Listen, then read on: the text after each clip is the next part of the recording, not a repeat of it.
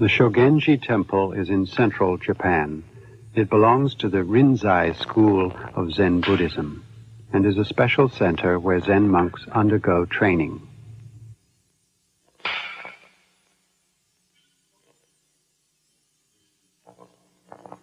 The 8th day of the 12th lunar month sees the beginning of a week of intensive meditation and religious discourse. The week is called Rohatsu Ozeshin.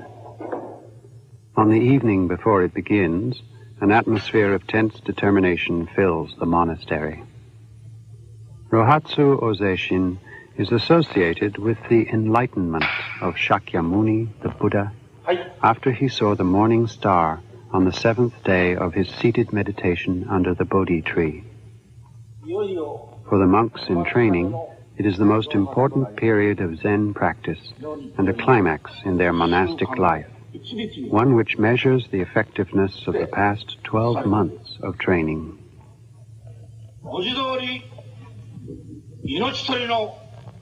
This, at last, is the Rohatsu Ozeshin you have all waited for.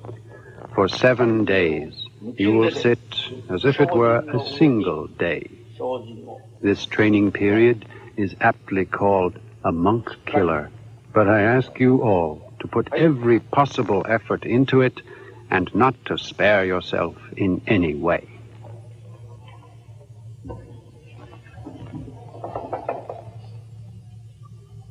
Master and monks gather together in the dining hall and drink tea poured from the same container.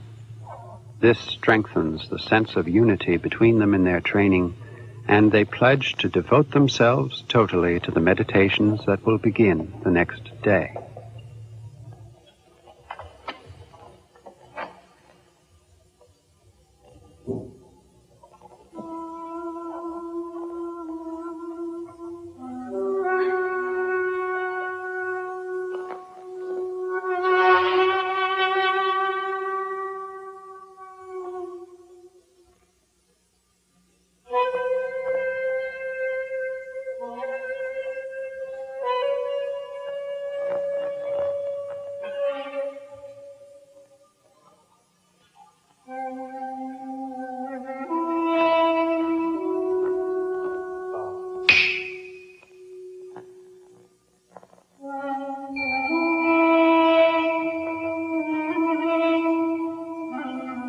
Rohatsu Ozeshin normally takes place at the beginning of December, but at the Shogenji it begins in accordance with the lunar calendar on the 15th of January, when the weather is at its hardest and coldest.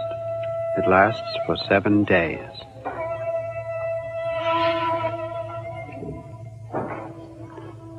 It is now midnight on the 14th. In the meditation hall, the atmosphere has gradually become tenser. The monks lie down to sleep. Ozeshin will begin at 3 in the morning. They have time for only a short nap before then.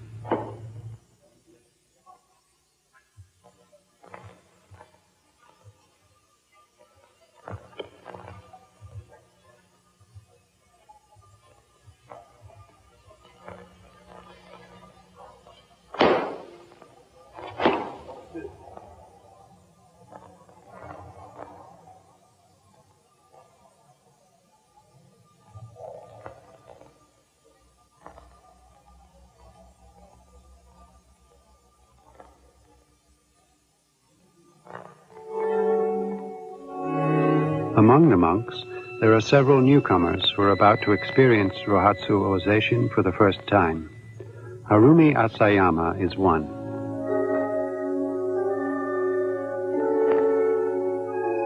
In April last year, when the cherry blossoms were beginning to fall, he came here to the Shogenji to undergo training.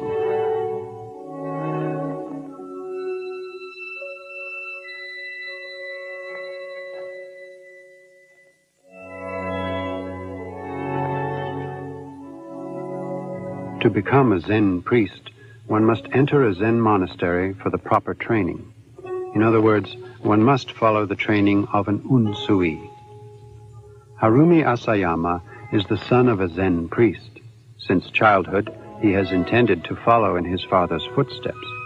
But will he be able to accustom himself to the isolated monastic life, so well known for its strict discipline? He can't help but feel anxious.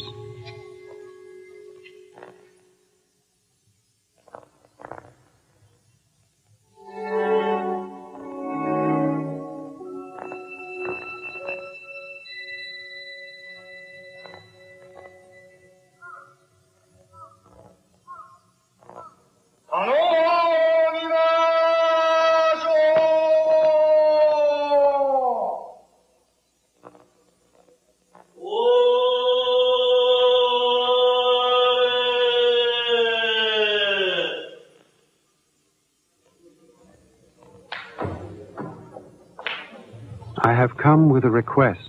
What do you want? I'm from the Kwanonji temple of Izumo City in Shimane. My name is Harumi Asayama.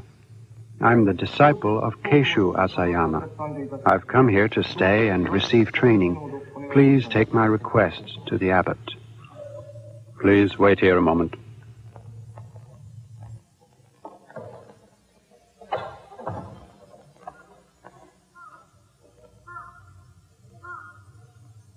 His request to enter the monastery is in accordance with the traditional rules he has been taught.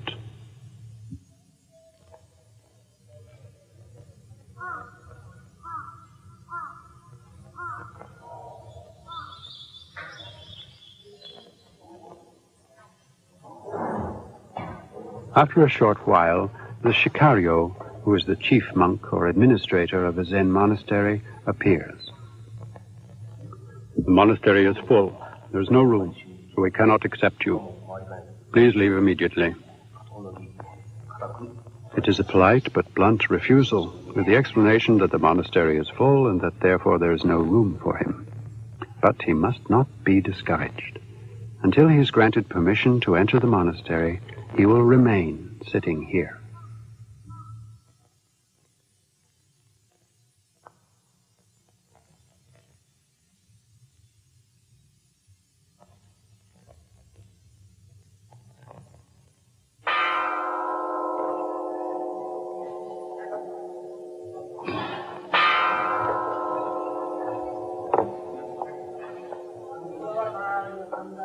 On the same day, the employees of a local company are at the monastery for a brief training course. The modest way of life and the training and concentration given here are looked on with favor today as things that are hard to come by in modern society. Brief courses of this nature have now become part of the annual calendar of events at the monastery.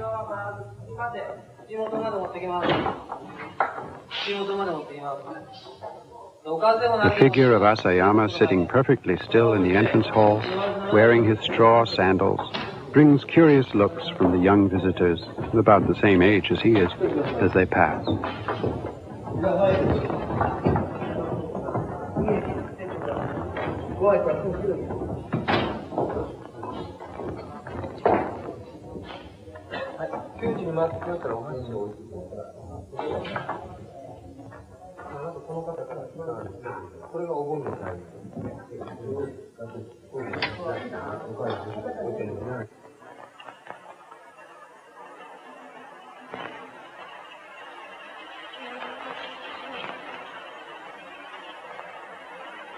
It began raining in the afternoon.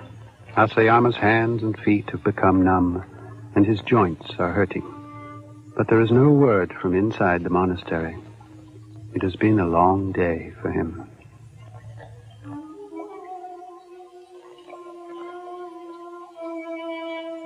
In the evening, he is at last given a meal of leftovers and a room for the night. But this does not mean that he has been given permission to enter the monastery. He is told to leave early in the morning. He will therefore have to stay in the same posture all day tomorrow. Why is it that a cold refusal, even if only a formality, is given repeatedly and without exception to those who wish to take up Zen training? It is, in fact, a test to see how strongly the applicant is determined to embark on the program of training. The final goal of Zen, Satori, or enlightenment, is not something that can be learnt from another. It can only be attained by the seeker himself. The key to the path to enlightenment is the strength of the seeker's motivation and his single-minded determination. On the 5th day, Asayama is given permission to enter the monastery and begin training. He has spent 2 days in supplication, during which time he kept up his posture of low bowing, and passed through a 3-day test period of provisional admission. About 2 weeks later, together with 2 other novices who were granted admission at the same time, Asayama goes to exchange greetings with his Zen master. Their relationship is now that of master and disciple. A Roshi, or Zen master, is one who has attained the same level of Satori as Shakyamuni. A Zen disciple acts towards his master in the same way as when he worships Buddha. The 3 newcomers, having been given permission to enter the monastery, make a vow not to leave it until they have found Satori.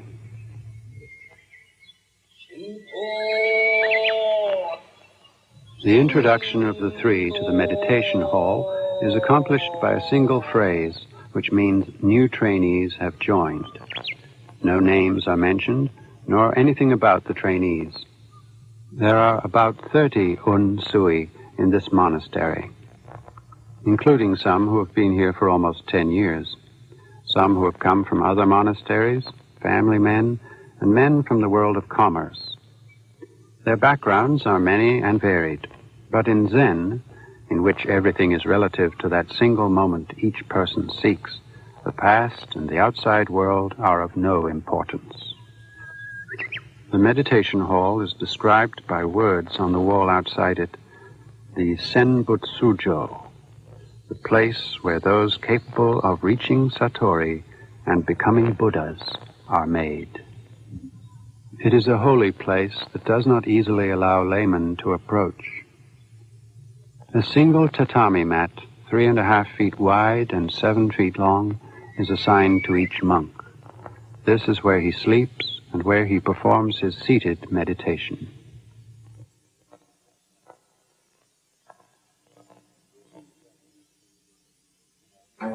Traditional Japanese Zen Buddhism is divided into 3 schools: the Soto, Rinzai, and Obaku.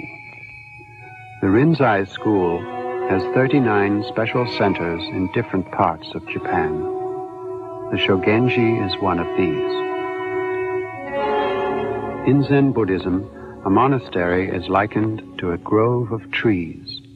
Trees in a grove will grow straight and submissively, even though competing with one another. But trees growing in isolation extend their branches self-indulgently. Monks in training are the same. It is paramount that they have a clean environment, good company, and a strict master.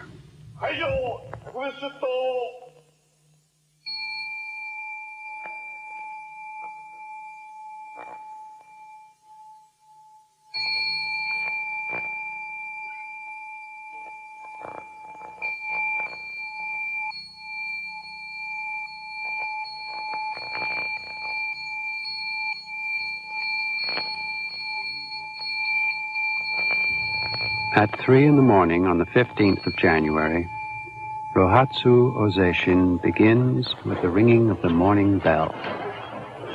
From this moment until dawn, 7 days later, the monks will make an intense effort with neither sleep nor rest, as if the entire week were but a single day.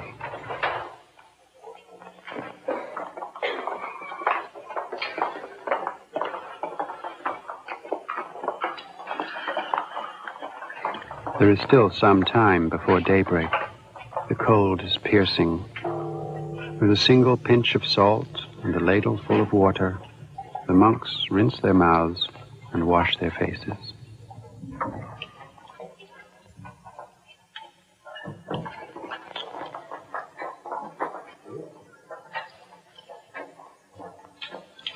He finishes his preparations and dons his robe. Everything is done in haste. In the monastery, time is precious. The Unsui have to reach Satori as soon as possible. They must not waste a single moment.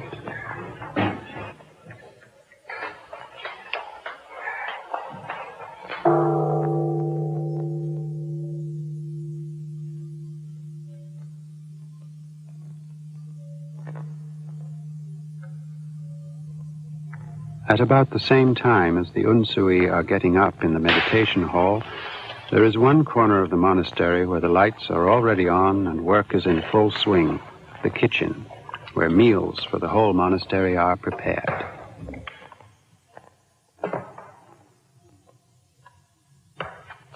Normally 2 monks share the duties here, but during Ozeshin, all the work is entrusted to just 1 monk.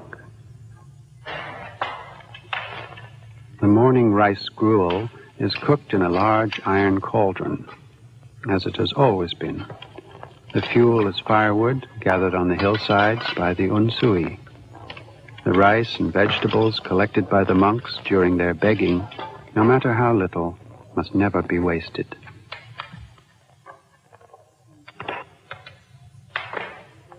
Kitchen duties are looked upon as the most suitable of all the tasks in a monastery for the monk's training. The cook takes charge of the provisions and thus the health of his fellow monks, and the work demands unobtrusive service and heavy labor. Dogen, the 13th century founder of the great Eheji monastery of the Soto school, crossed to China to study Zen, and while there, is said to have experienced sudden satori through the speech and activities of an elderly cook. This episode is a good illustration of the inner workings of Zen training and the importance of the cook, for without labor and ingenuity in the use of everyday routines and experience, there is no satori.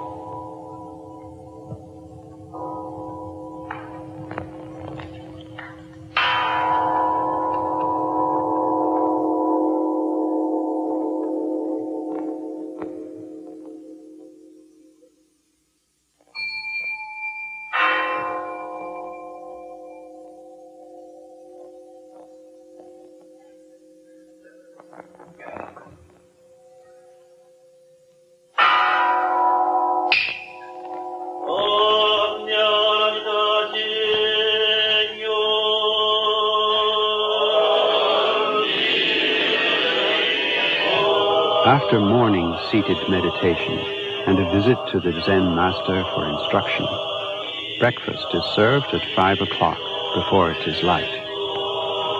The monks take turns waiting upon each other. The quantity of food served is determined by hand signals, which indicate when a monk feels he has received enough.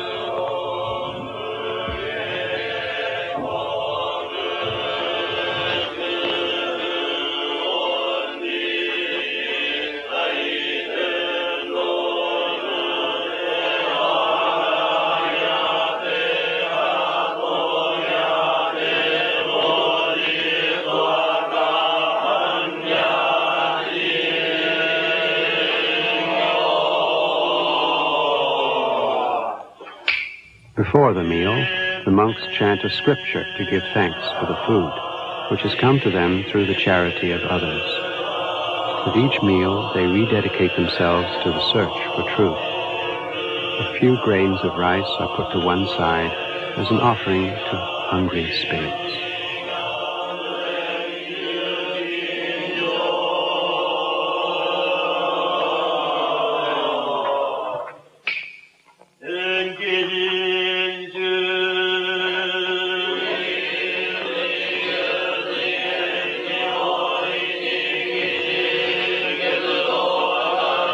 The meals in the monastery are very simple. Today's breakfast consists of rice gruel with rice cakes left over from the new year and a few pieces of pickled radish.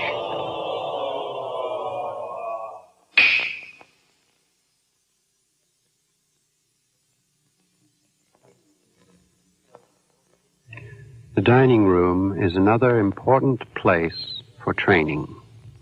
It is one of the 3 halls of silence, the others being the meditation hall, where Zazen, seated meditation, is done, and the bathhouse. Even whispering is forbidden. Manners demand that no noise should be made while handling the dishes, while eating the gruel, or when biting the pickles. Until one is accustomed to this, it is not always easy.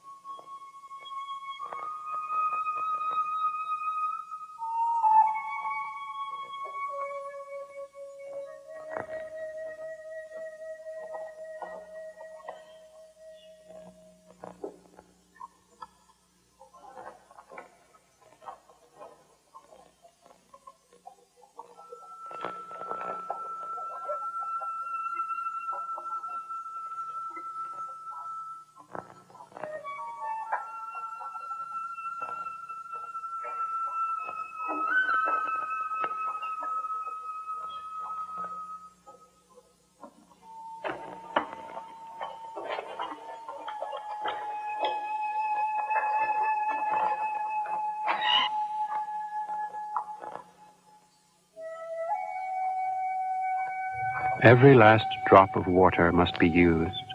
This is the spirit of the Zen monastery. The monks use their tea to wash their bowls and then drink it.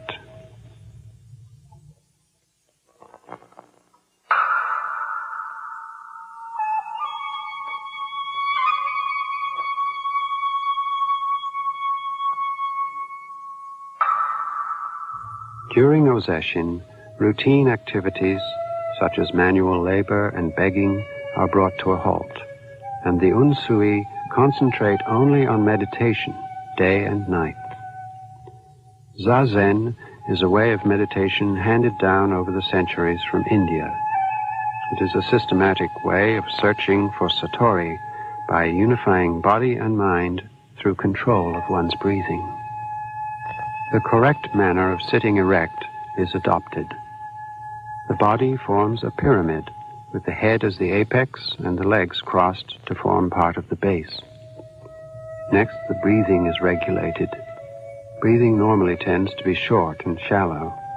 For Zazen, it must be longer and deeper. If this is done correctly, the body will not feel cold even in the middle of winter. Lastly, the mind must be controlled. All rambling thoughts and worldly desires are put away. The object is to attain a state of detachment. In other words, satori.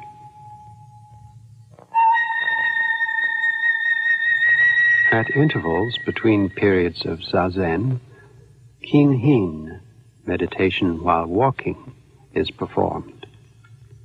The monks walk around the meditation hall rapidly. This light physical exercise enables them to relax their stiff bodies and drives away drowsiness. It is, in a manner of speaking, moving Zazen. It artfully combines movement and stillness. Ozeshin is described as deadly, difficult, but it never forces irrational penance on the monks or austerities that ignore the limits of the human body.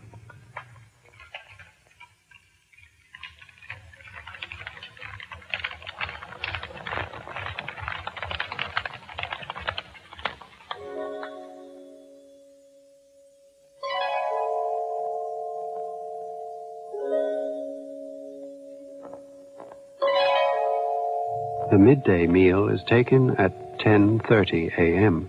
and consists of rice, miso soup, and a side dish. The evening meal consists of gruel made from leftover rice and vegetables. No animal products are ever consumed.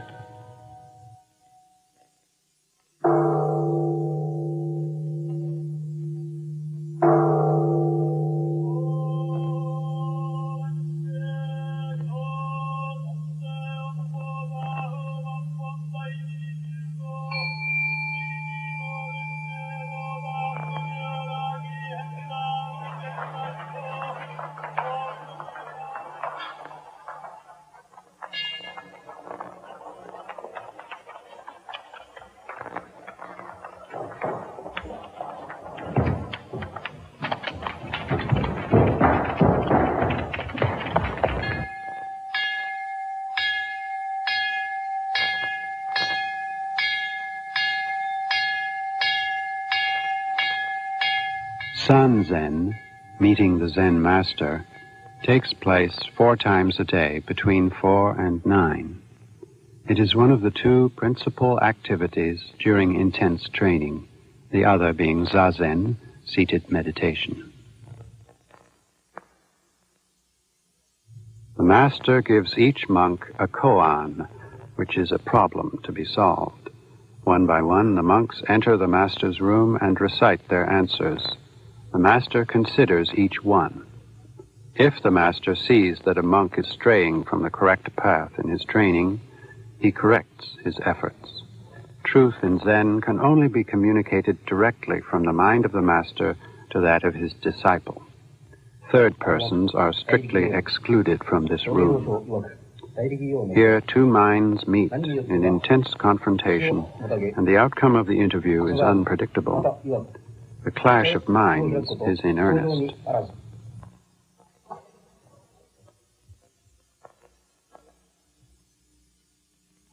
The words exchanged between master and disciple regarding any particular koan are strictly a private matter between the 2. No one else is ever told what has been said. When the master rings the bell, it is a sign of an unsatisfactory answer. The monk must withdraw and come again.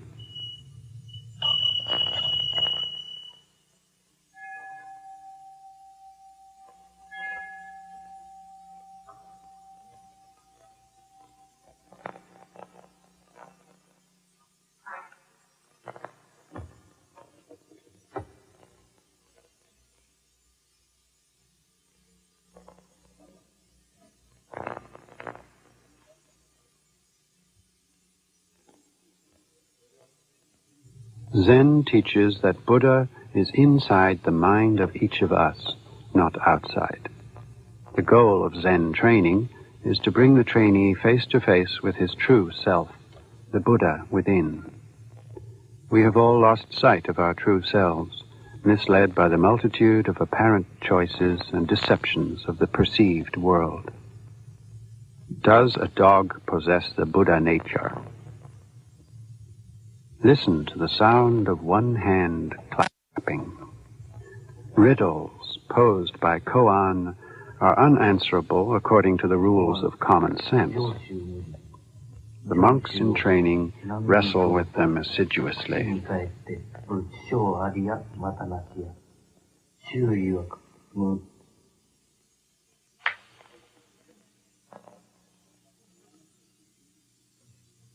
But as long as they continue to think in the patterns of ordinary thoughts, they will fail the challenge of their Zen master.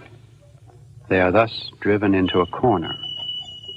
Failing to satisfy the master again and again, they come at last to understand the futility of the everyday world's logic and knowledge. Thus they are able to see beneath and beyond appearance, and in time find their true selves. That will be Satori.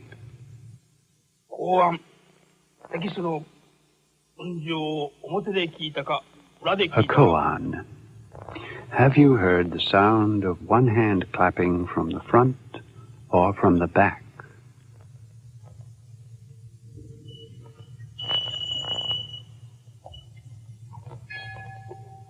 This use of koan as an effective means of education was systematized by the Japanese Zen priest Hakuin in the 18th century. Employing koan is the outstanding characteristic of Rinzai Zen.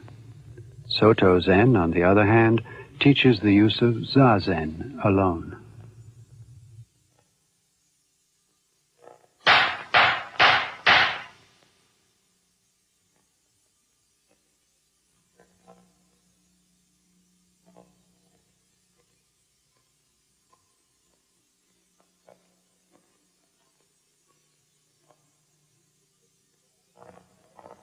In the meditation hall, Zazen continues after dark.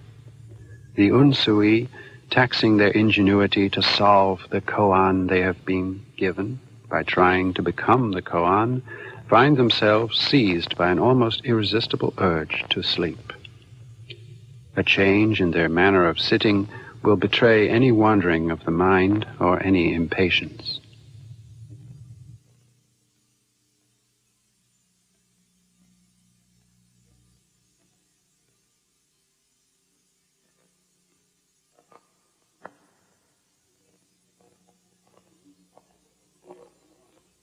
Immediately they will feel the warning stick on their shoulders. Wielding this as the responsibility of the monk in charge of the meditation hall, the Jikijitsu.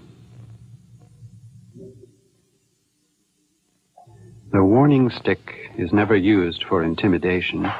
It is the stick of compassion, used to rouse the trainee's spirit, and acts in place of the Bodhisattva Manjusri, the Bodhisattva of enlightenment and master of the meditation hall.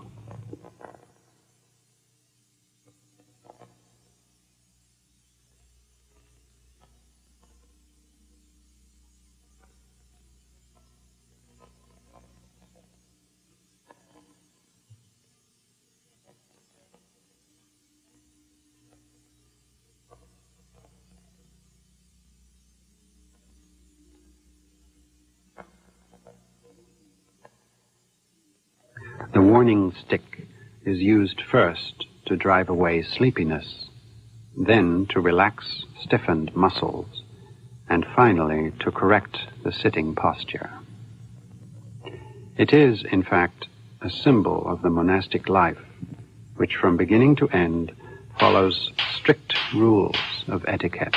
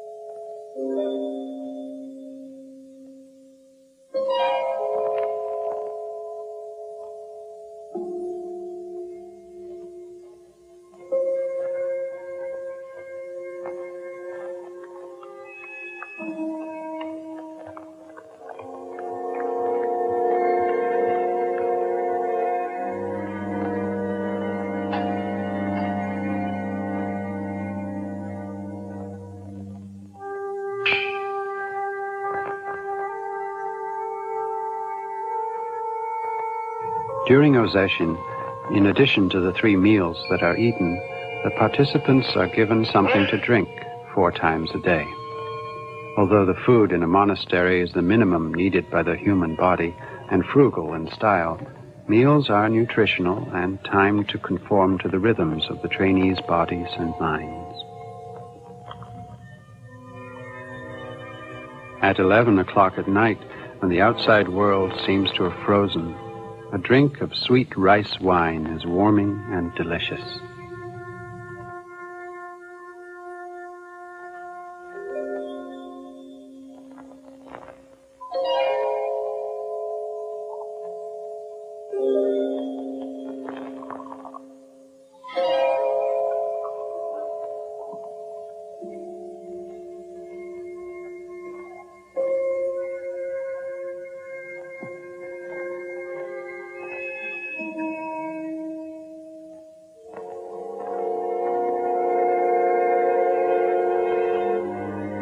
The monk who takes charge of such services is known as the Jisharyo. The word means someone offering services to the Bodhisattva Manjusri, the symbol of wisdom and enlightenment. This responsibility belongs to a senior monk. All those who are undergoing training, confined in the meditation hall with Manjusri, are bodhisattvas, even the lowest ranked unsui, and are served just as Manjusri would be. As its nickname, Unsui Killer, suggests, Osation is a severe form of training, with harsh, very harsh, discipline. But on the other hand, the trainee is treated with respect and watchful protection. It is an excellent system of education, reminiscent of both a strict father and a loving mother.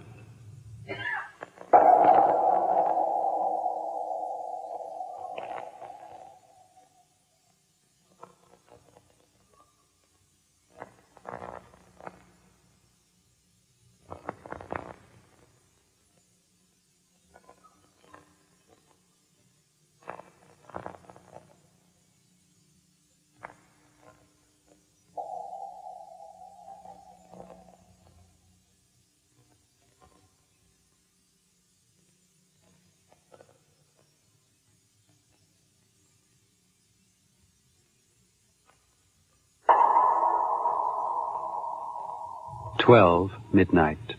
The lights are extinguished, and the meditation hall enters a brief moment of rest. But for the monks training to reach Satori, and who must consider 7 days as a single day, lying down is forbidden. They sleep as they are, seated. This is known as Zasui.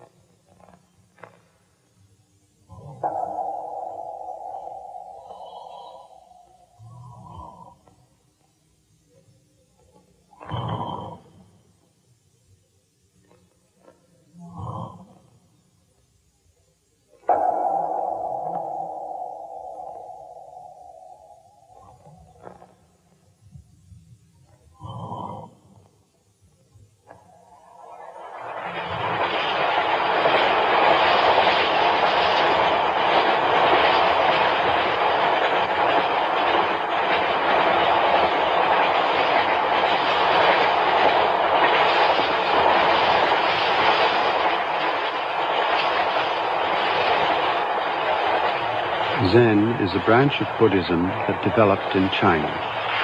This temple, the Nankaji Temple, stands in the suburbs of Xingquan, a city in southern China. The temple is a holy place connected with Huineng, the sixth and last of the famous patriarchs of Chinese Zen, who lived between the 5th and 8th centuries. there are always visitors in the grounds. Hui Neng was born in a nearby farming village in 638 AD, at the beginning of the Tang period. His family was poor, and he sold firewood for a living. He is said to have had no education. He attained spiritual enlightenment while turning a millstone with his feet. He was then still a layman in a monastery under the fifth patriarch, Hung Zhen. It was Hui Neng who laid the principal foundations of Zen.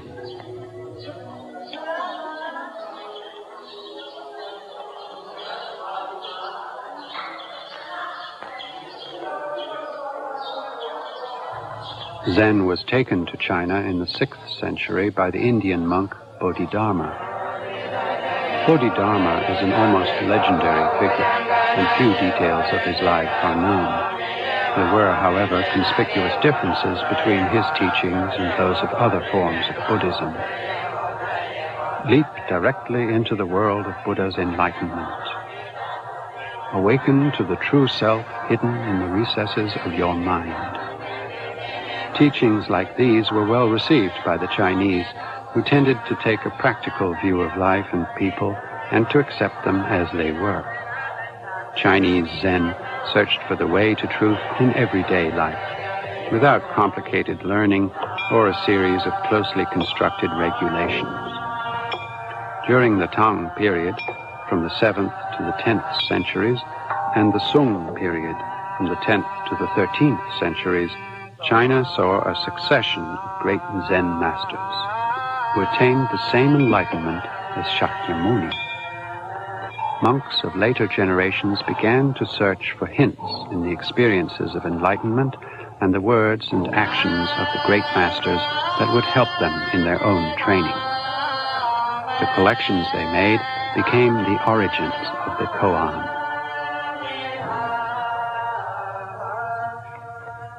At the Nankaji Temple, there are 7 priests and about 30 students studying under a master with 40 years of experience in Zen practice.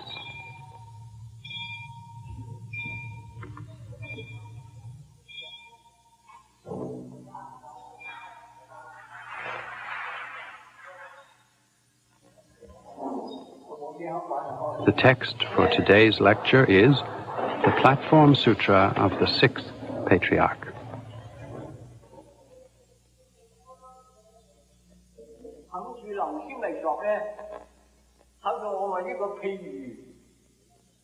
Chinese Zen later changed, but it lives on here at the Nankaji Temple.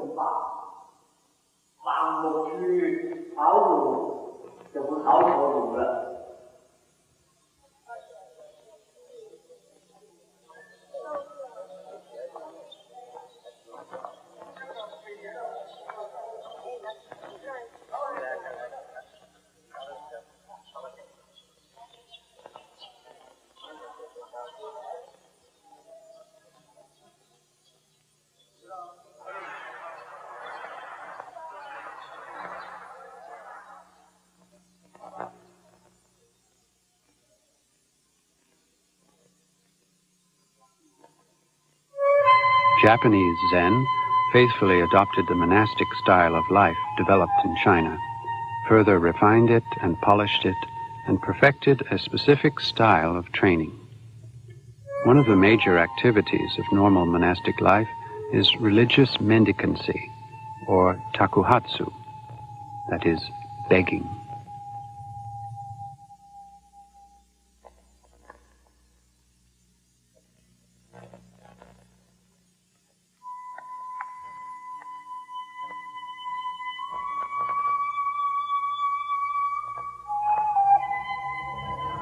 Shakyamuni strictly forbade monks to engage in productive activity.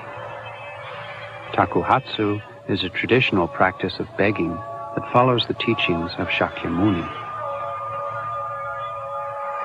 Of begging, it is said, You may ignore a whole village, but don't ignore a single house. In other words, every house must be visited, with no distinction made between rich and poor. And the mendicant should not mind if he is given nothing. When he is given something, he should accept it politely and press his palms together in the attitude of prayer and gratitude. Monks in training must bear in mind that they live on the charity of others, and they must give them the pleasure of giving. To this end, they must abandon selfish ideas and become beggars. That is takuhatsu. There are quite a number of stories of monks whose experiences while begging gave them the insight to solve a koan, and thus to move towards satori.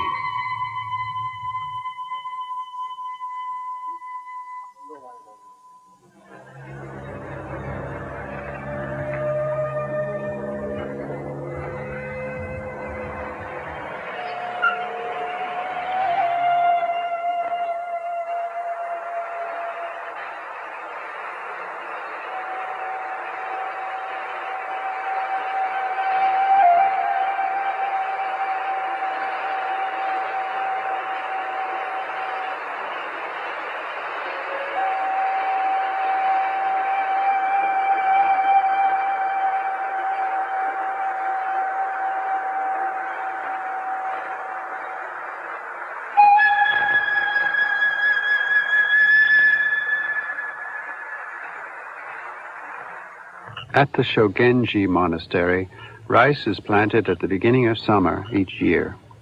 The rice grown by the monks is harvested in the autumn and becomes the rice for the cakes eaten at the new year. No work for a day, no food for a day.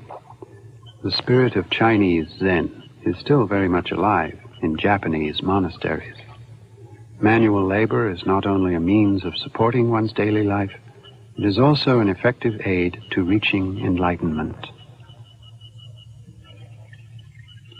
In Rinzai Zen in particular, finding enlightenment through labor is placed above finding enlightenment through the seated contemplation of Zazen.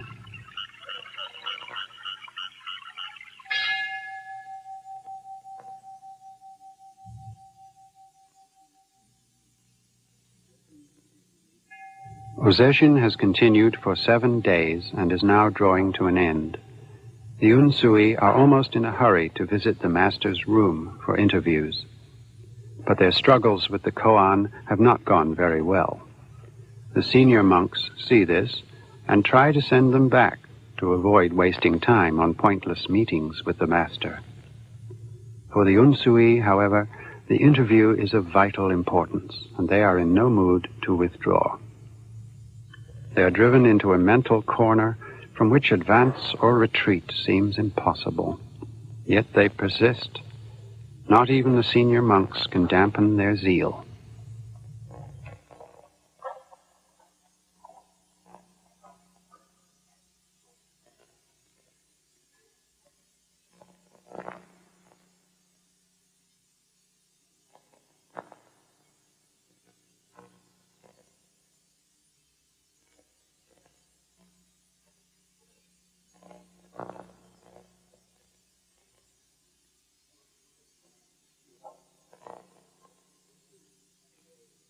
What is the satori one obtains through the koan? How is it achieved? There are many examples and stories about the masters of former times, but when all is said and done, these were the experiences of different individuals and occurred once and no more. They are not things that can be copied by others. Just as the locust sheds its skin, so the Unsui must break out of their shells by their own efforts. The master can only watch over them and wait.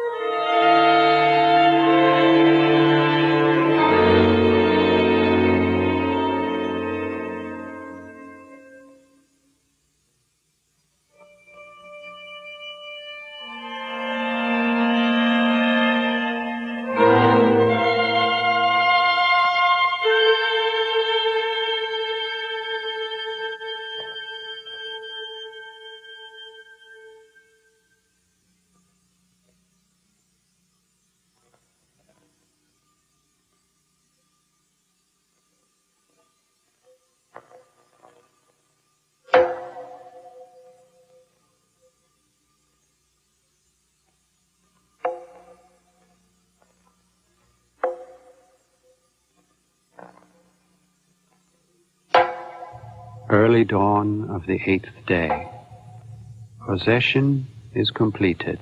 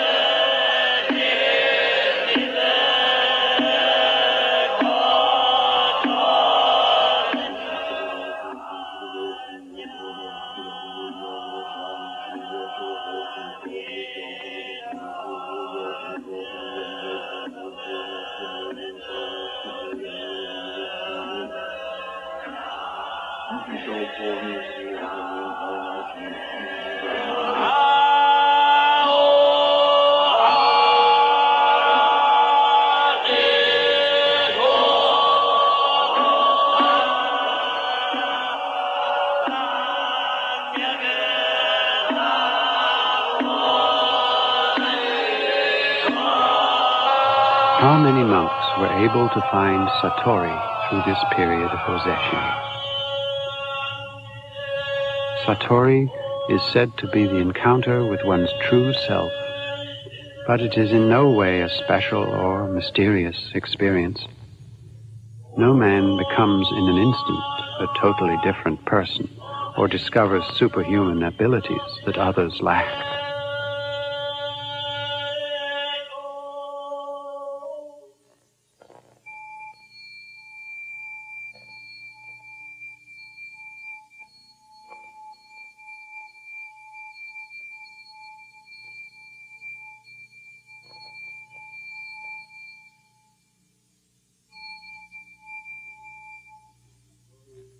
The Satori that Zen brings is sought because it offers a glimpse of one's own mind in a state of complete detachment.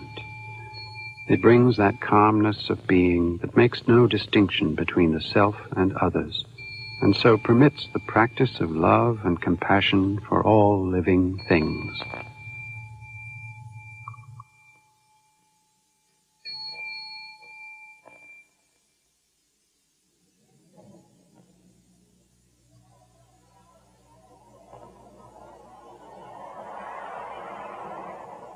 It is March. For the first time since he entered the monastery, Asayama has been given permission to return home for several days. This is his first return to the outside world for a year. What did he gain from the rigors of Ozeshin? Did he, in his 1 year of training in the monastery, experience anything worthy of being called Satori? How far did he progress with the koan? This is something no one can tell. At any rate, he has decided to stay at the monastery and make a determined effort to tackle the challenge of Zen training.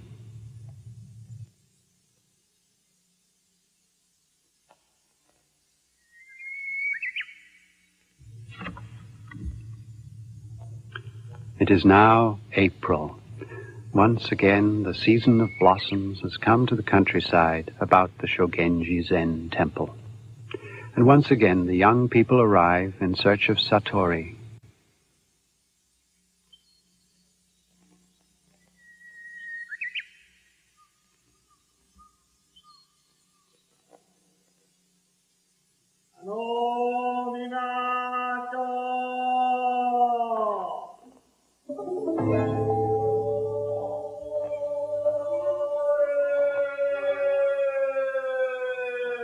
I have come with a request.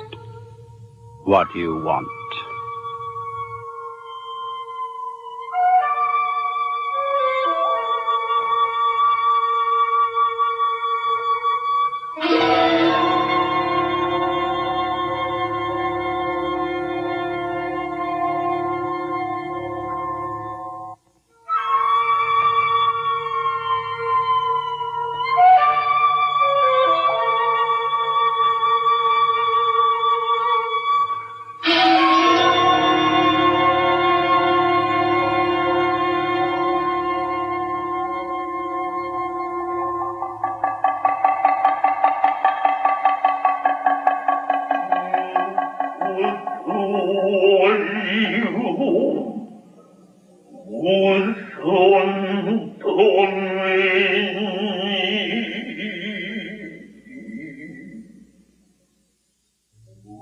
Higuchi was the name of a popular pleasure quarter that formerly stood on the lower reaches of the Yodo River, near present-day Osaka.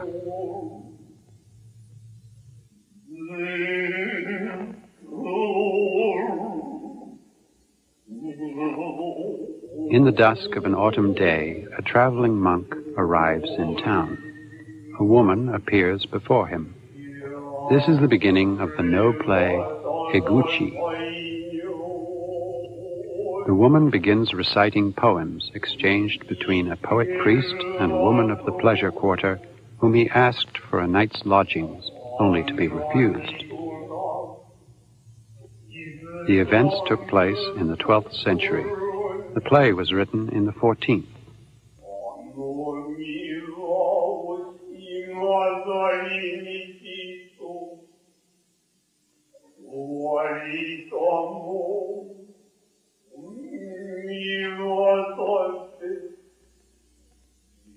There are many features of No theater that had their origins in the Zen monastery. For example, the structure of the No stage, the musical instruments, like the drums and hand drums, the forms of gesture, and the tempo.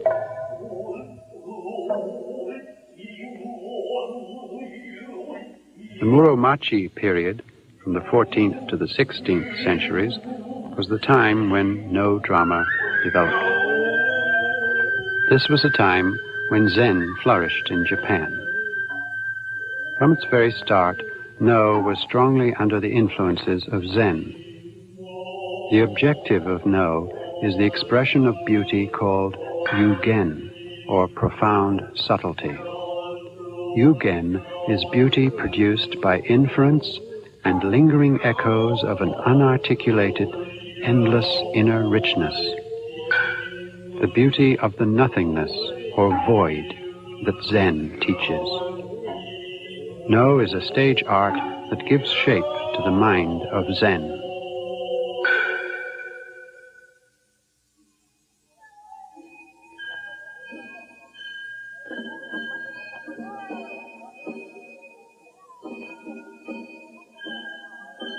This is Kyoto, crowded with people out for the Gion festival.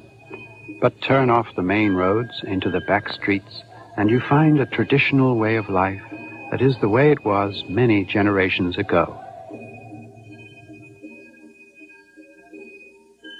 The inside and the outside of the house are swept, water is sprinkled at the entrance, everything is kept clean. Nature's changes through the seasons are expressed in a small garden.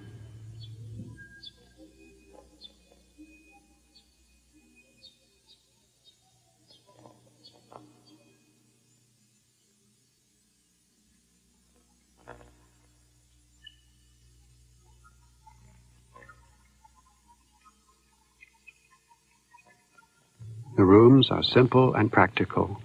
Nothing here is unnecessary.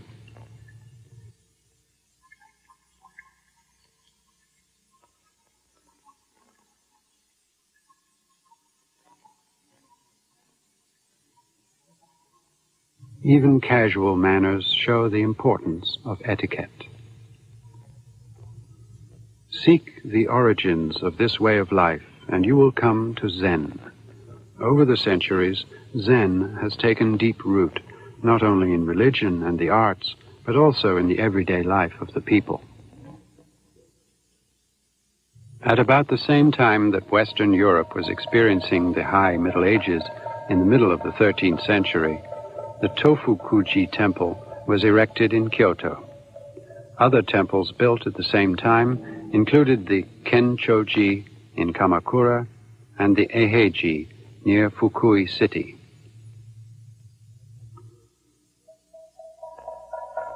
Just as the European Middle Ages were inextricably linked to Christianity, so was Japan's medieval age inseparably linked to Buddhism, and particularly Zen.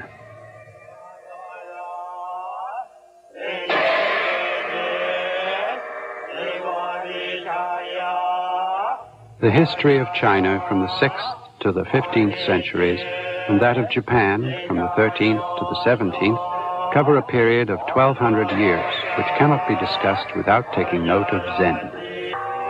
This period more or less corresponds to the whole of the Middle Ages of Europe. By strange coincidence, the West and the East entered an age of religious culture at the same time.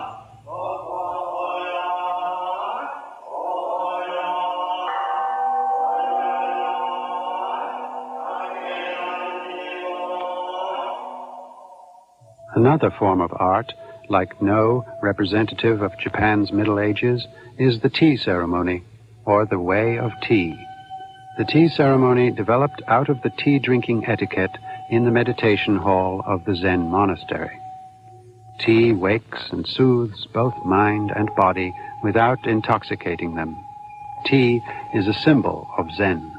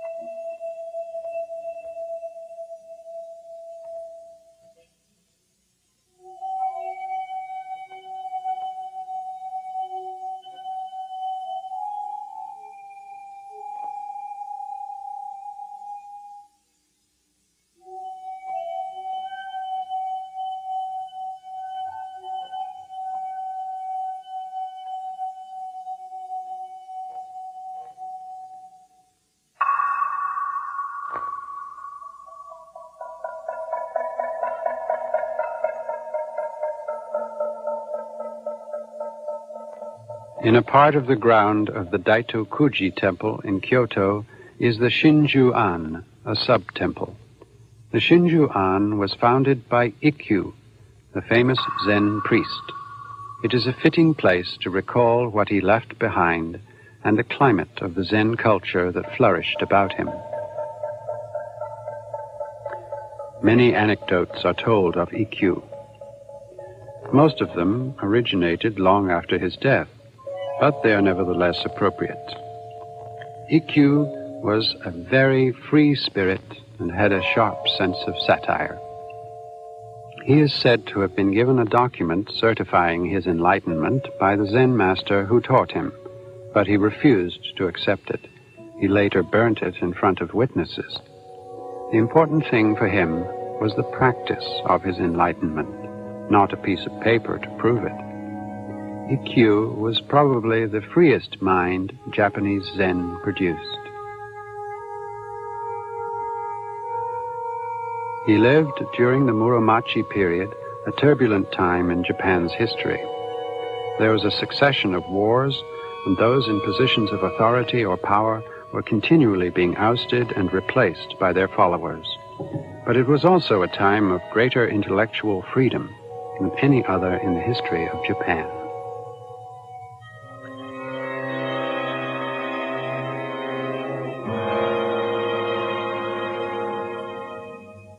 Ikkyu attracted the foremost creative minds to his circle. No writers and actors, painters, poets, the originator of the tea ceremony. These were the builders of Japan's medieval culture.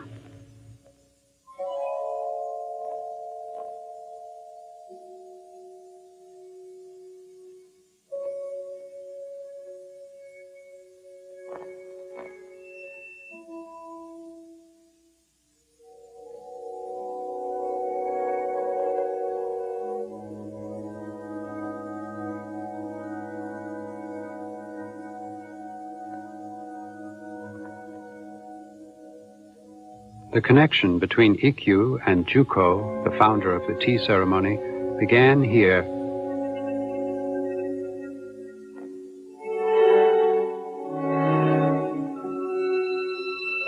Juko, by studying the practice of Zen under Ikkyu, came into contact with the Zen essence, which sees Buddhism in the routines of everyday life. This led him to formulate a new tea ceremony, a way of tea. Tea was to be drunk in a simple rustic hut, without any of the gaudiness of the tea ceremony followed by the fashionable people of the time. Beauty was to be found in wabi, a taste for simplicity and quiet. And the goal of the ceremonial drinking of tea was to become master of one's own mind. Its object was, in other words, the awakening of the realization that the hidden principles of tea and Zen were one and the same.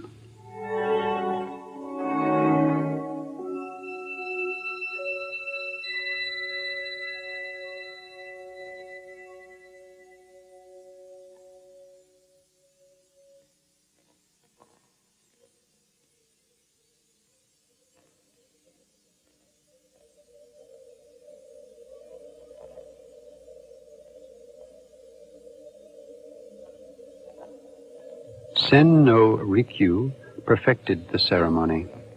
Rikyu said that the purpose of the tea ceremony was to make the tea room a pure and immaculate Buddha land.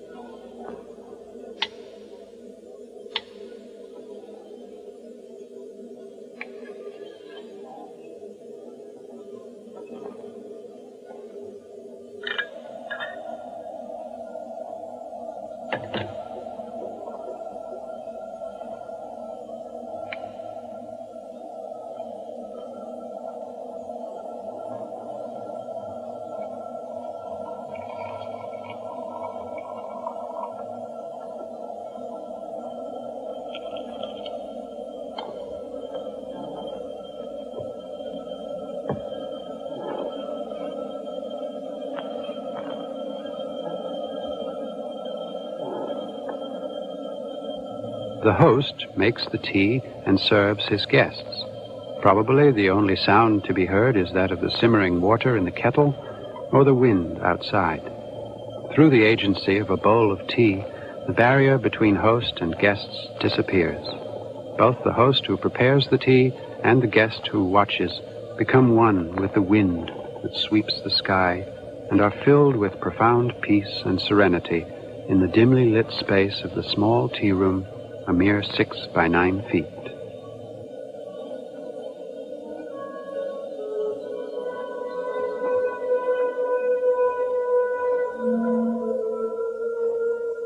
This feeling expands into the universe to produce an effect that resembles the satori in Zen, which negates the self. The tea room. Various ways of presenting beauty were designed in order to create a Buddha land on this earth. Space was reduced to a minimum from 4.5 tatami mats, or 9 feet square, to 2 mats, or 6 feet square. The light was dimmed to turn the mind inward.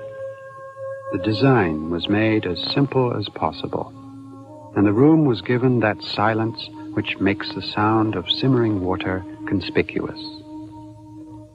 The spirit of Zen shows itself here in the form of the tea room.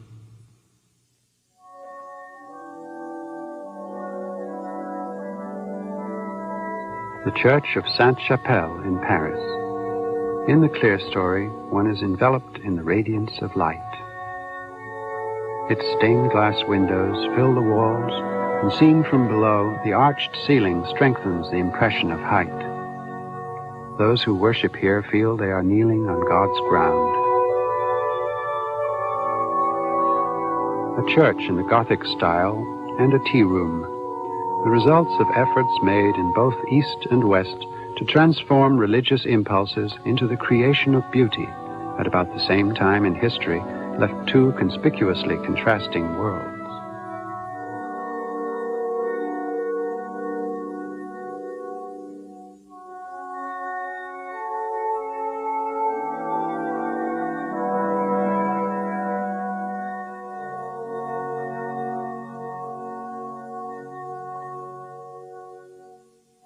Zen is a religion of beautiful form.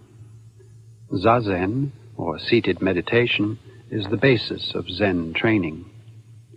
Uncertainty and difficulty show themselves in one's posture during Zazen. Beauty in posture is proof of how deeply one has advanced in Zen training.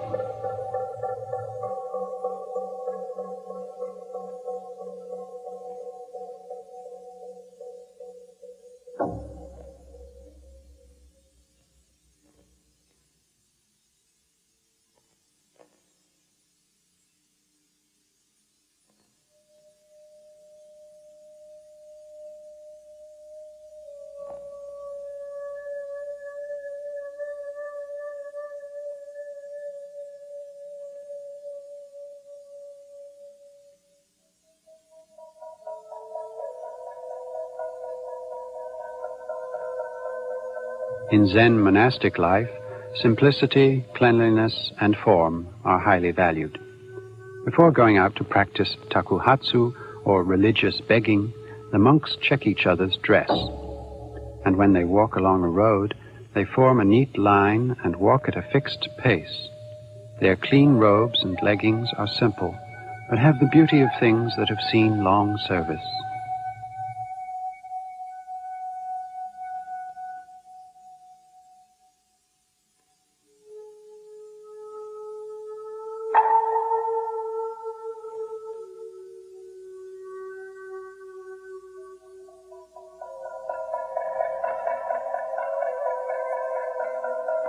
Zen is in no way an abstract religion separated from structure. Because of its intense spirituality, it attaches great importance to maintaining the beauty of forms and keeping the environment pure. Zen is thus a religion capable of producing specific creative arts about itself.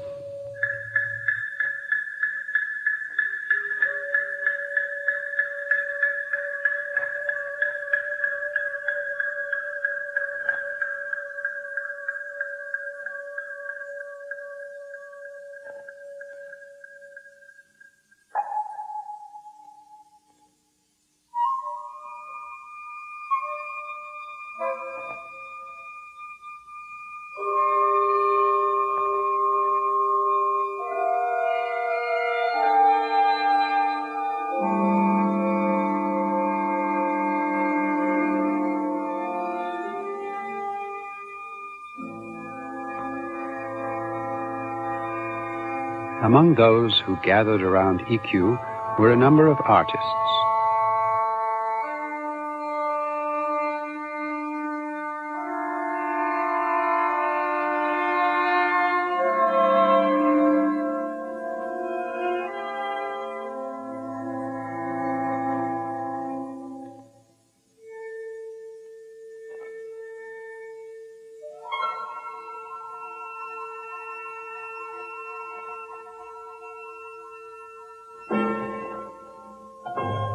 Jasoku, for example, repeatedly practiced Zazen under the instruction of Ikkyu and sympathized with his unyielding spirit. It was from relationships like this that Zen arts attained new heights.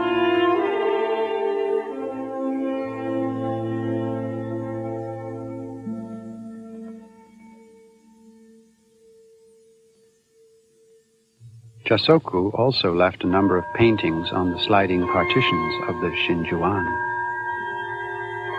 Landscape. Here there is no objective drawing of what is seen, but the impact of the artist's state of mind. An unprejudiced and absolutely free brush expresses at one stroke the subconscious rather than the conscious.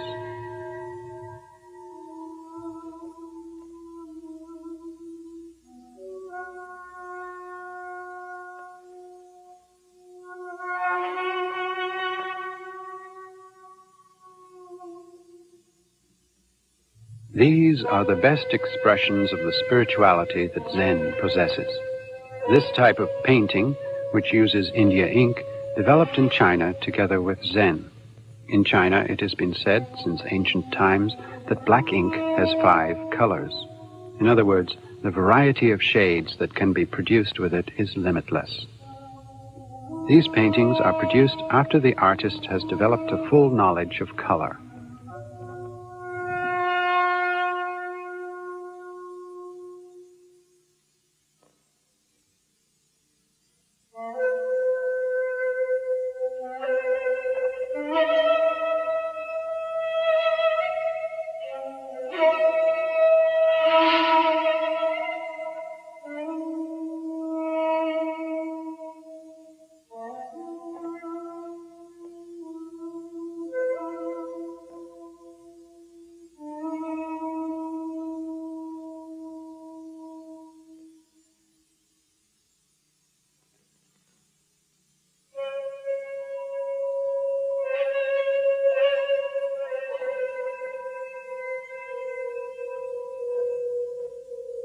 The paintings leave bold blank spaces, but what is a blank space?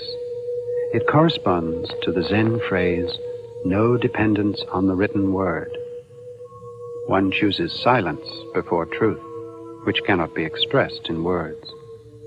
The black of India ink is a color that transcends color, and something which cannot be depicted with this black is left as a blank space.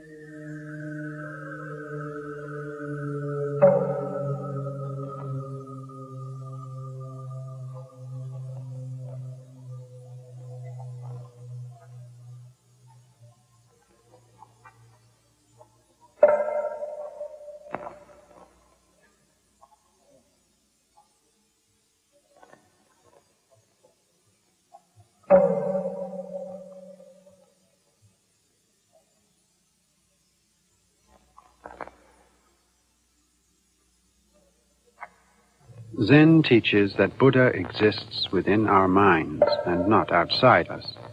Zen does not, therefore, set up a transcendental God or Buddha above human beings. The goal of Zen training, in short, is to discover one's original self within oneself.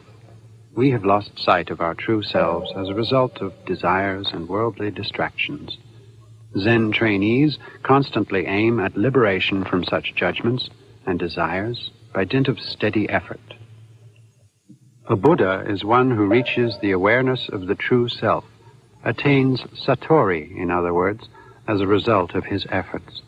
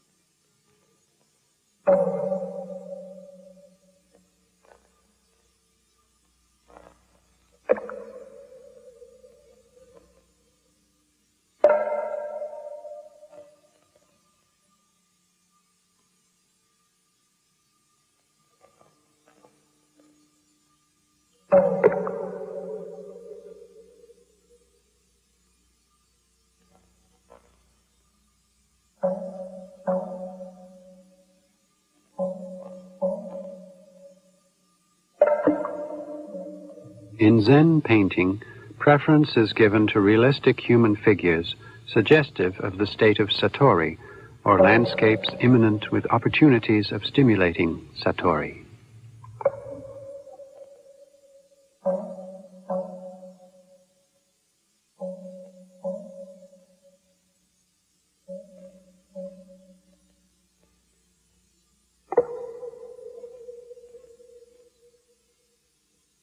The number of paintings brought to Japan from China have been highly valued since the Muromachi period as models of Zen art.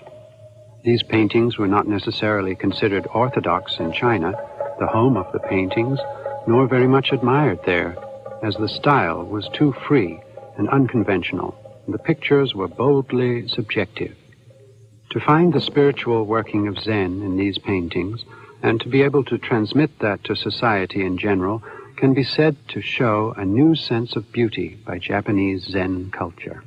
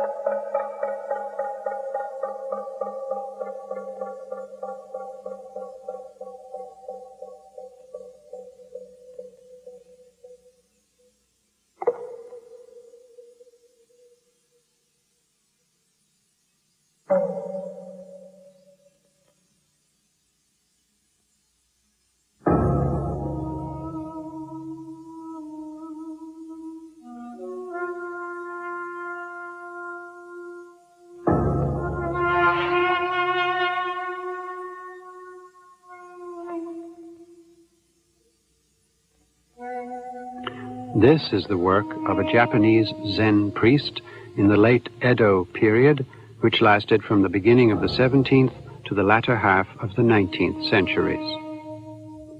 The animals seem detached, and there is an implicit power in the bamboo grove.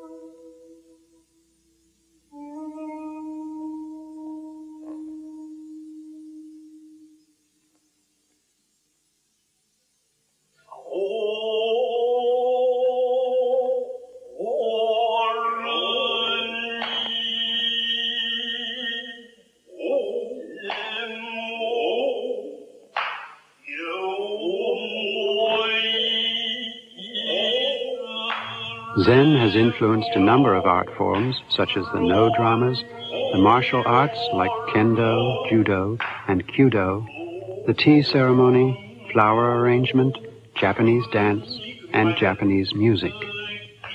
But the Zen influence has not been on their forms alone, for Zen has also created the foundation for the transmission of their traditions and systems of education. The secret of all the arts lies in negating the self, rising above the self to become completely at one with what one is doing. To reach that stage, there is only one way: hard and steady training.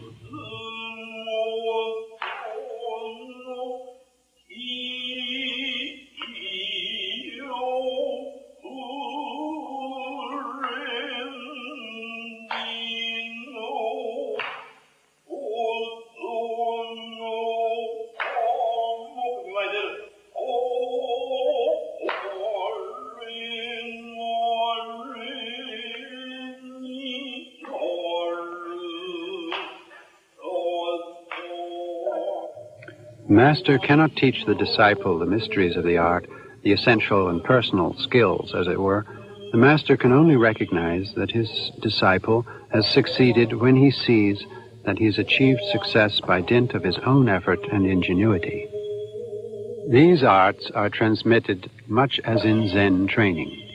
Satori in Zen is experienced as an extremely personal event. It is not something the master can teach. The master can only indicate the way, and after that must simply wait for the disciple to attain Satori by his own efforts.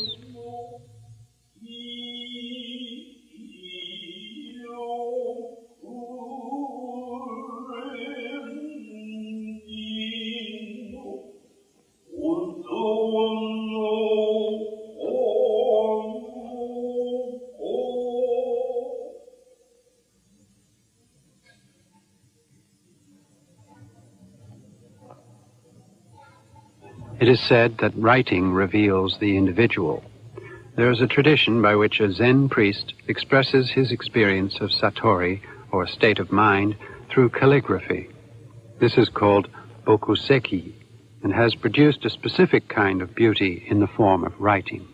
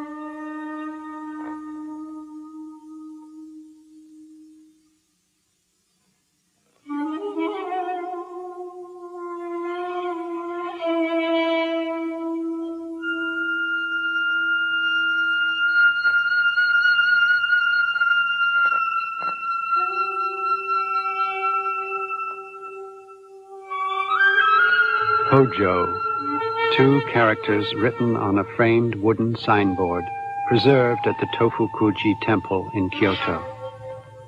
It was presented to the founder of the temple in the 13th century by his master in China.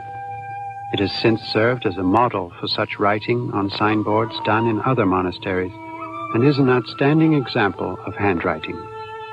These written notice boards identify the geographical locations of Zen monasteries, their parts, and the titles of their officials, but they are not just practical in purpose. Putting up such excellent samples of handwriting serves to build a proper environment for training and to awaken a sense of religious tradition. To read and know the truth. This was displayed by a most revered priest and founder of the Daitokuji in the 14th century, before an event was to be observed in the monastery. This was also originally an item of practical use, but can serve as an object to assist religious devotion as it conveys the writer's ability. Ikkyu, a follower of the teachings of Daito, is said to have kept it always with him, hanging from his neck, even during his flight from the dangers of war.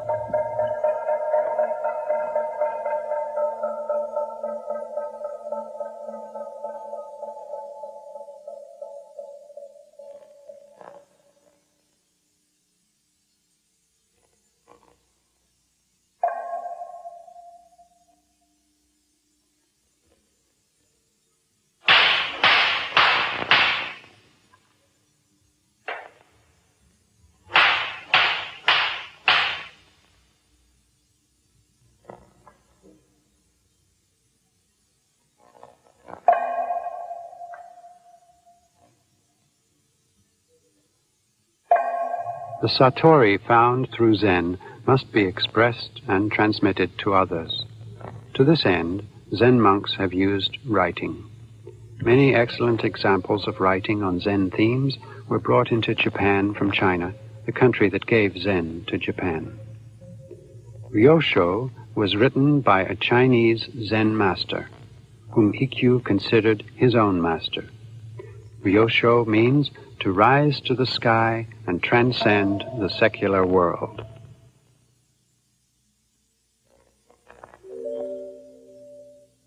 Zen priests write poems on their deathbed, summarizing their Zen.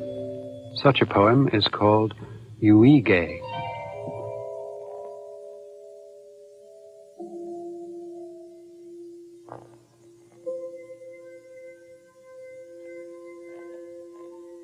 Ikkyu's Yuige went, in brief, like this.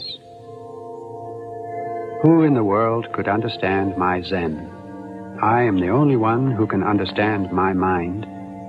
Even if Shu Tang, whom I've always respected as my master, were to come here, it would not be worth a penny.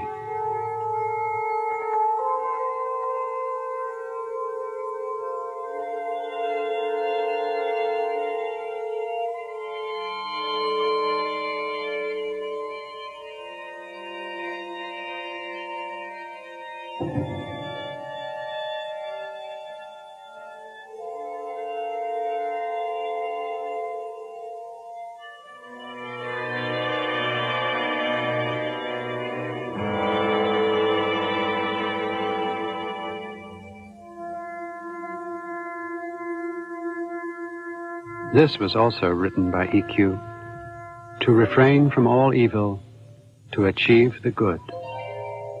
This summarizes all that the Buddha taught during his life, and which has been handed down through the centuries by believers.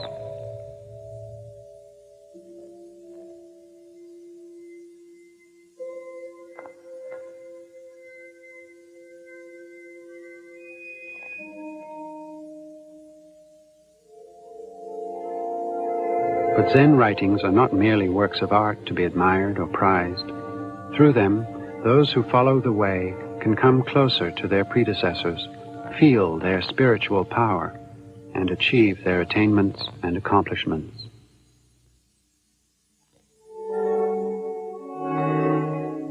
This was written by Hakuin, the restorer of Rinzai Zen in Japan in the 18th century. To be absent for a while is the same as being dead.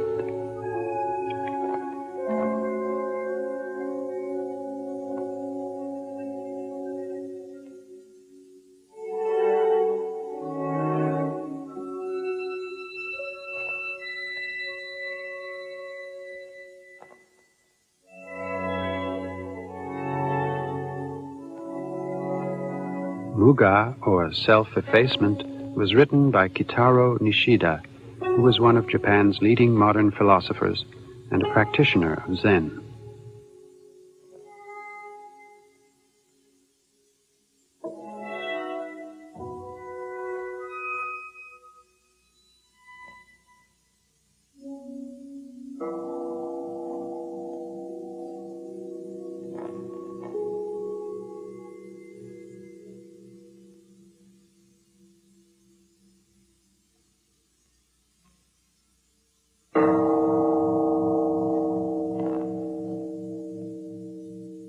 At this stage, Zen expression resembles Western abstract painting of today, but the intrinsic qualities of these two art forms are totally different. Western abstract painting destroys the established order in a search for a truer order. The artists try to discover this and express it.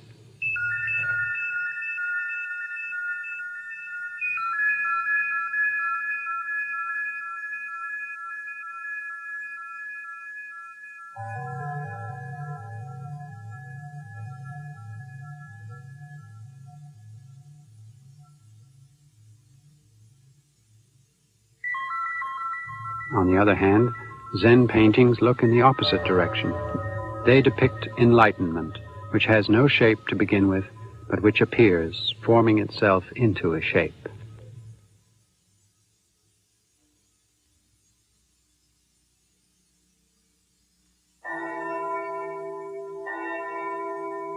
This is the Church of St. Elizabeth in Marburg, West Germany. It was built in the latter half of the 13th century and is one of the oldest and most purely Gothic-style churches in West Germany. In one corner of the church lie a group of sarcophagi. They are the tombs of feudal lords of that time.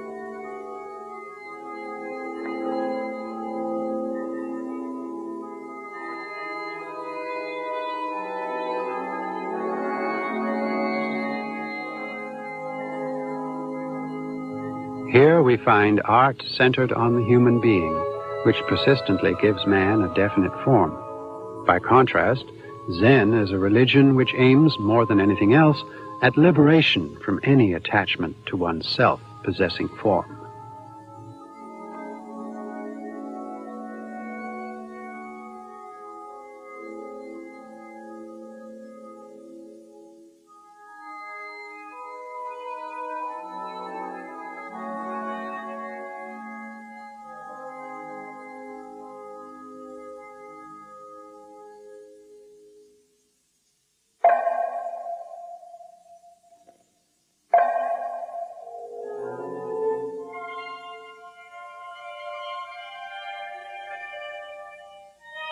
The rock garden of the Ryoanji Temple in Kyoto is the ultimate expression of breaking away from one's form-possessing self to forms without self.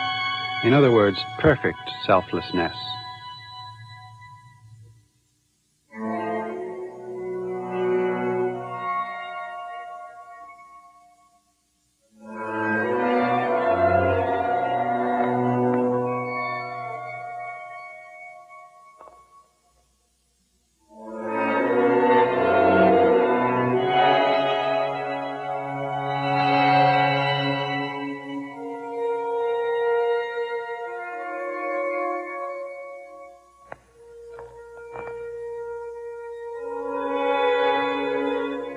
The garden itself is not very large.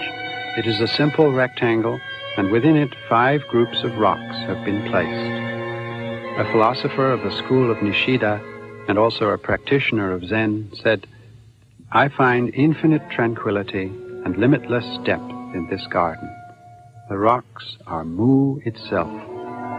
Mu means void, but not void as simply nothing, but absolute freedom from everything that has form.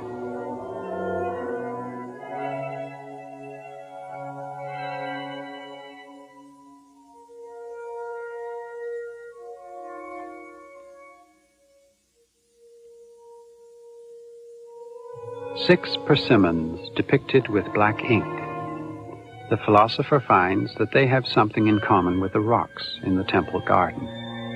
He said that true Buddhahood without form appears spontaneously here, and that this picture of persimmons is a Buddhist painting that rises above Buddhist painting.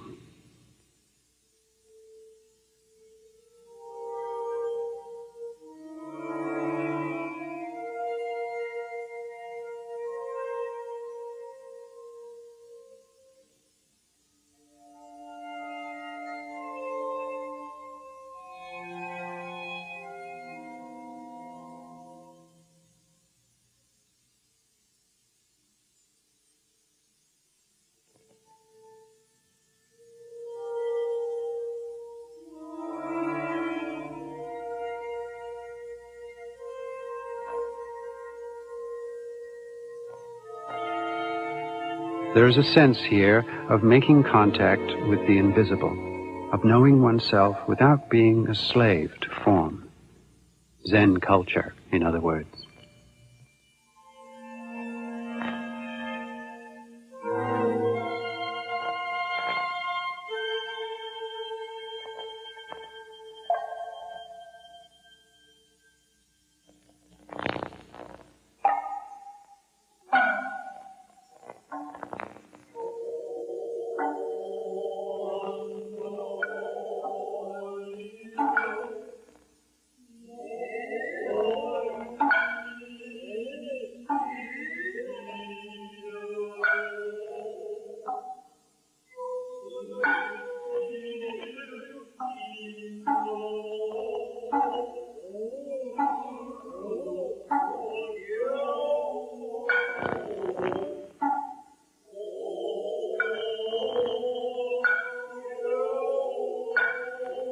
This is the latter half of the no play, Eguchi. The intention of the woman who refused Saigyo a night's lodging was to admonish him not to cling to the things of this life, for this world is but a passing stage. The woman who spoke to him was in fact the spirit of the deceased woman of the pleasure quarter. True art is not readily expressed in words, but let us enumerate the characteristics of beauty on which Zen art relies. There are 7 elements.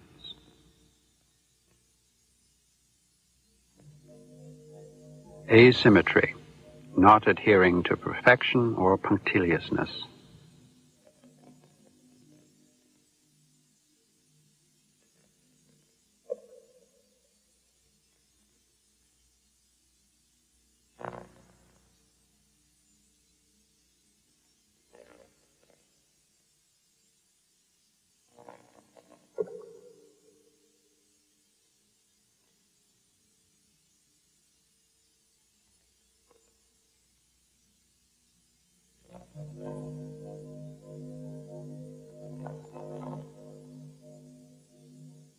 It does not mean staying imperfect until perfection is reached, but purposely breaking away from formed perfection.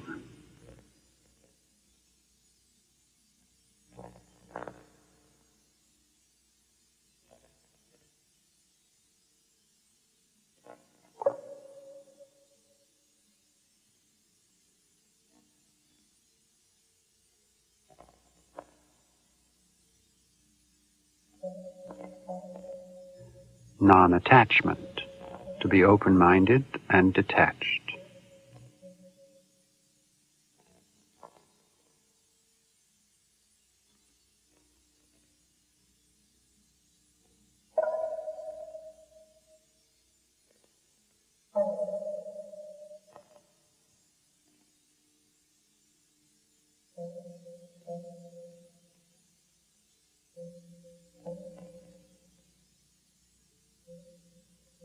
This is freedom because being without any form is of every form.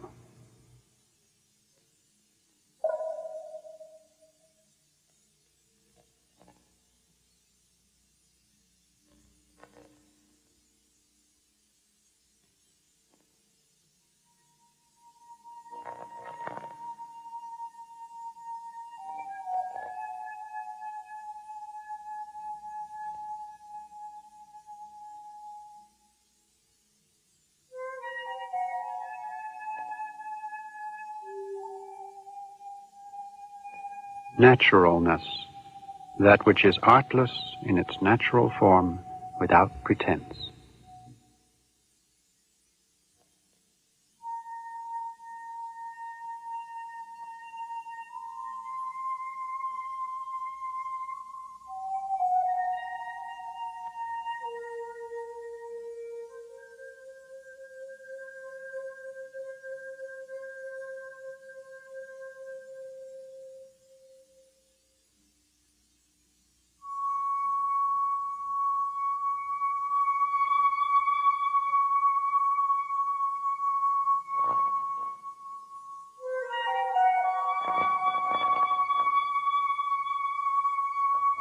Simplicity, neither complicated nor gaudy, artless, simple beauty.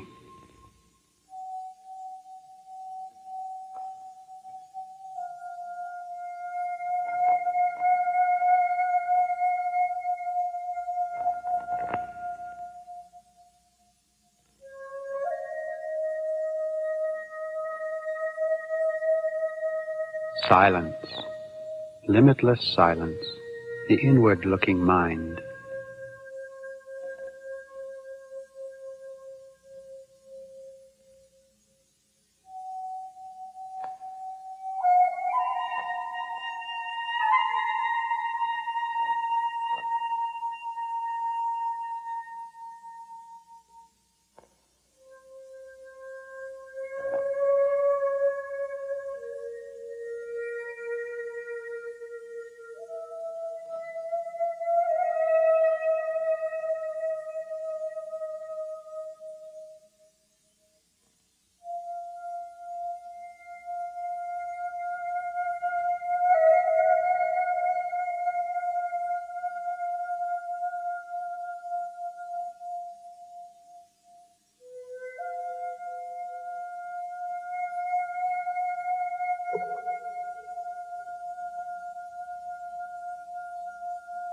Wizened austerity, wizened, solitary, and stern, dignified, like an old tree.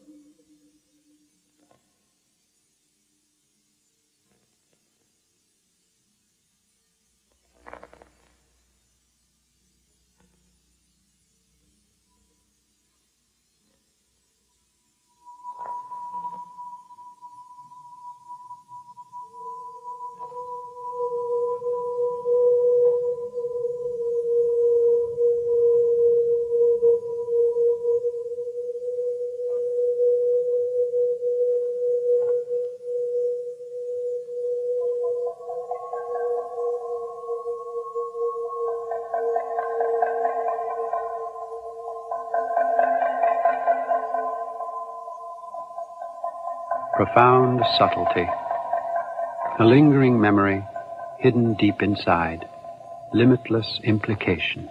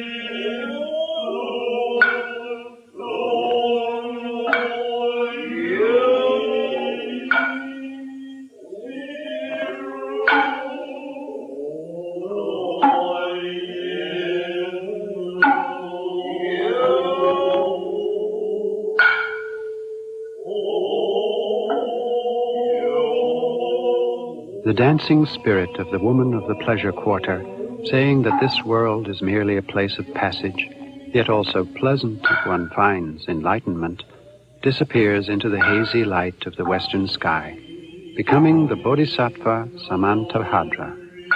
The no play Eguchi teaches us that the possibility of satori, or enlightenment, lies in realizing the transience of life and knowing maya, or illusion, to be illusion. And it states that the woman who realized this was a bodhisattva. That is the mind which has reached the stage where matter is void.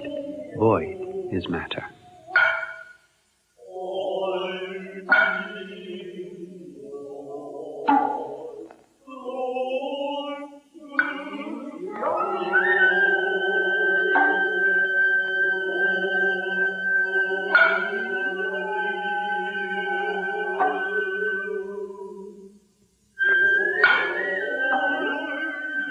Zen is a religion that searches for Satori, enlightenment. And Satori speaks to us in various forms of beauty today, too. It is indeed a religion that can produce beauty and become beauty.